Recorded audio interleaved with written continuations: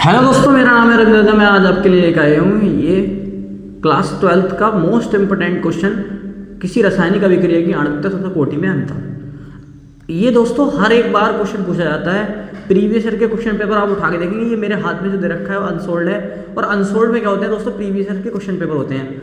आप इसके प्रत्येक क्वेश्चन पेपर में ये चेक करें कि आणविकता और कोटि का आंसर क्वेश्चन आया है या नहीं आया है। तो आप देखेंगे तो इसमें प्रत्येक किसी साइड में, दूसरे या तीसरे साइड में, हर एक साइड में ये क्वेश्चन दे रखा है। तो ये दोस्तों ये मोस्ट इंपोर्टेंट क्वेश्चन है जो कि यूपी बोर्ड के एग्जाम में 100% आता है। आप क्या करें, इसकी कोटि और आणविकता में अंतर क्या करेंगे। तो देखो कोटि और आणविकता में अंतर कैसे लिखेंगे। तो एक तरफ लिख लो आणविकता, एक तरफ लिख लो दोस्तों आणविकता, और एक तरफ डाल दो कोटि। एक तरफ क्या डाल देंगे दोस्तों, कोटि, और बीच में क्या खींच लेंगे, लाइन।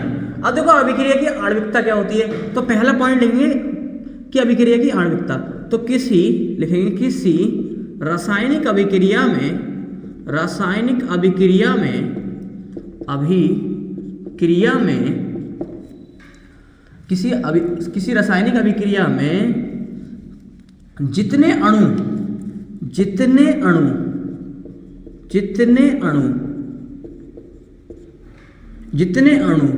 भाग लेते हैं तो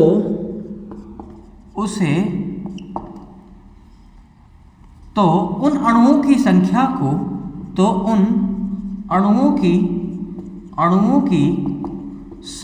को, संख्या को उस रासायनिक अभिक्रिया की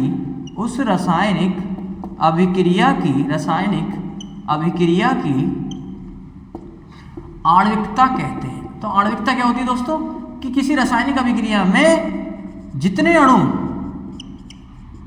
भाग लेते हैं, किसी रासायनिक अभिक्रिया में जितने अणु भाग लेते हैं, उन अणुओं की संख्या को उस रासायनिक अभिक्रिया क्या कहते हैं दोस्तों, आणविकता कहते हैं। अब एक पॉइंट लिखेंगे कोटि में। कोटि क्या होती है, तो किसी रासायनिक अभिक्रिया की कोटि, किसी रासायनिक अभिक्रिया की रासायनिक अभिक्रिया की कोटि उस रासायनिक अभिक्रिया में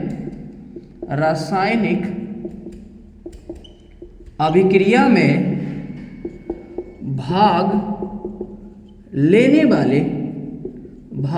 लेने वाले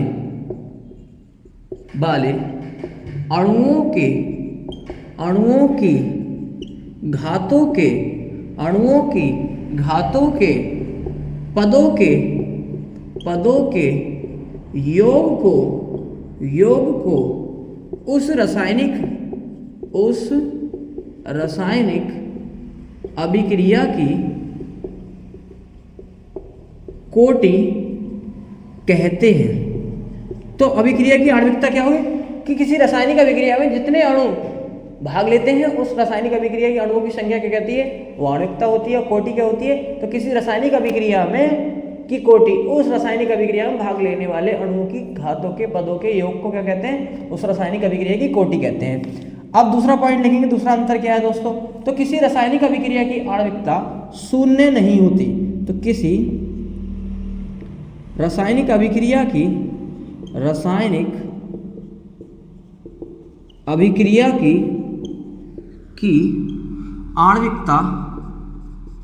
आणविकता कभी शून्य नहीं होती है।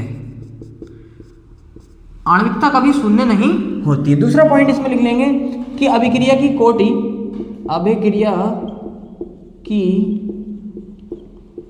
कोटि शून्य हो सकती है। तो शून्य हो सकती है। अब दोबारा इसमें लिखेंगे पॉइंट नंबर 3। अब पॉइंट नंबर 3 लिखें दोस्तों, तो आणविकता क्या लिखेंगे दोस्तों, लिखेंगे आणविकता एक सैद्धांतिक मान है। आणविकता एक सैद्धांतिक मान है, यानी कि सिद्धांतिक मान है, परंतु कोटि क्या है, परंतु कोटि क्या है, प्रयोगों पर आधारित है, परंतु परंतु कोटि प्रयोगों पर क्या है दोस्तों, आधारित है, प्रयोगों पर आधारित है, परंतु कोटि क्या है दोस्तों, प्रयोगों पर आधारित है। अब चौथा पॉइंट लिख सकते हैं आप, किसी रासायनिक अभिक्रिया की आणविकता कभी ऋणात्मक नहीं होती है, एक पूर्ण संख्या होती है। तो लिखेंगे किसी रासायनिक अभिक्रिया की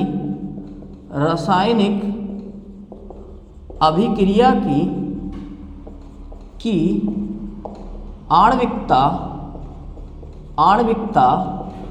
एक पूर्ण संख्या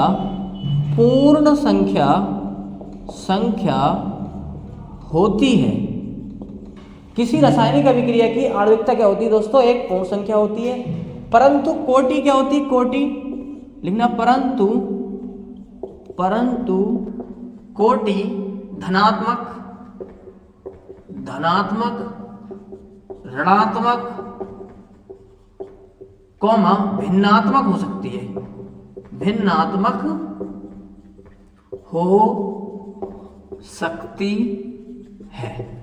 तो दोस्तों अंतर क्या हो जाएंगे, 4 आप अंतर लिख देंगे और आपका क्वेश्चन हो जाएगा कंप्लीट। जैसे पहला क्या लिखना कि आणविकता क्या होती है, किसी रासायनिक अभिक्रिया में जितने अणु जो भाग लेते हैं उन अणुओं की संख्या क्या होती है, उस रासायनिक अभिक्रिया की आणविकता होती है। इसी प्रकार कोटि क्या होती है, किसी रासायनिक अभिक्रिया में भाग लेने वाले अणुओं की संख्या के पदों के घातों के योग को अभिक्रिया की कोटि कहते हैं। हमने लिखवाया कि अभिक्रिया की आणविकता शून्य नहीं होती, जबकि अभिक्रिया की कोटि शून्य हो सकती है। अभिक्रिया की आणविकता एक सैद्धांतिक मान है, जबकि अभिक्रिया की कोटि क्या है, प्रयोगों पर आधारित है।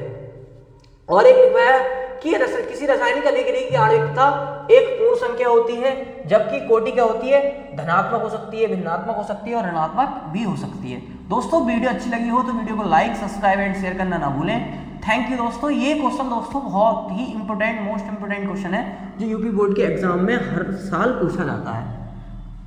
थैंक यू दोस्तों।